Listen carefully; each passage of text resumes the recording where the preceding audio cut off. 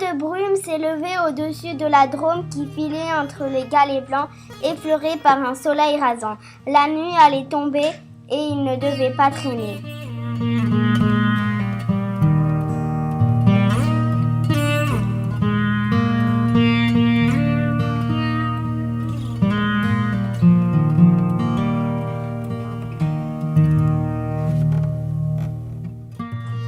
Lola longea le pas, imité par Antoine qui avançait tête baissée, le menton dans son écharpe.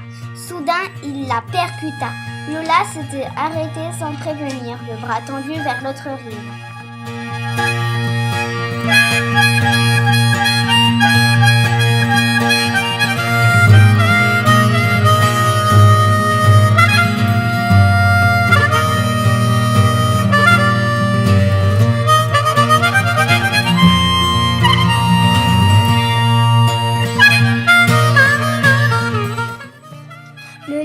Accéléra et les rattrapa au moment où ils réussissaient à grimper dans un arbre.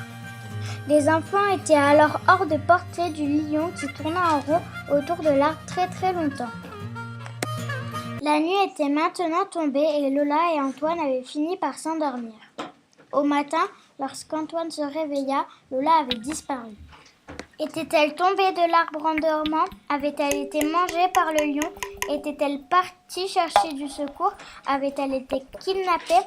Était-elle simplement rentrée chez elle? Antoine descendit de l'arbre, le lion n'était plus là non plus. Une hache était plantée dans le tronc d'un sapin. C'était la hache d'un brigand. Il avait volé le lion la nuit précédente dans un cirque. Le lion lui avait échappé, mais le brigand avait fini par le retrouver, tournant en rond au pied de l'arbre où s'étaient réfugiés Lola et Antoine. Le brigand avait grimpé dans l'arbre, pris Lola et l'avait emmenée.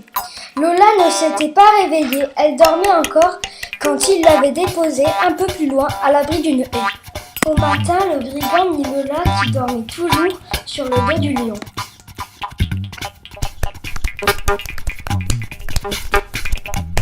Ils retrouvèrent Antoine, le lion tua le brigand.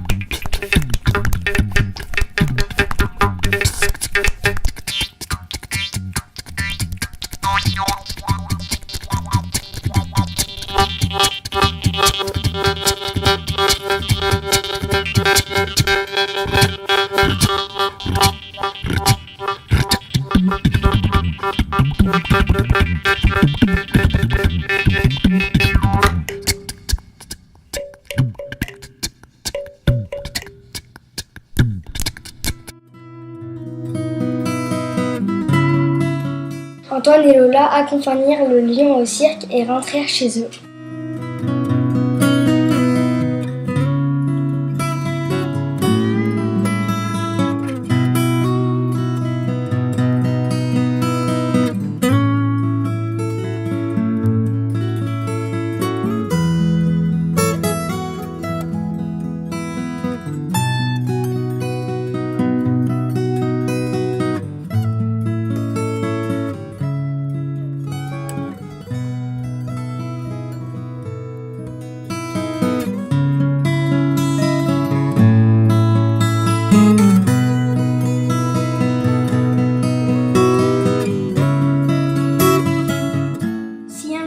Voyez un lion se promener au bord de la Drôme, il n'y a aucune raison que vous ayez peur.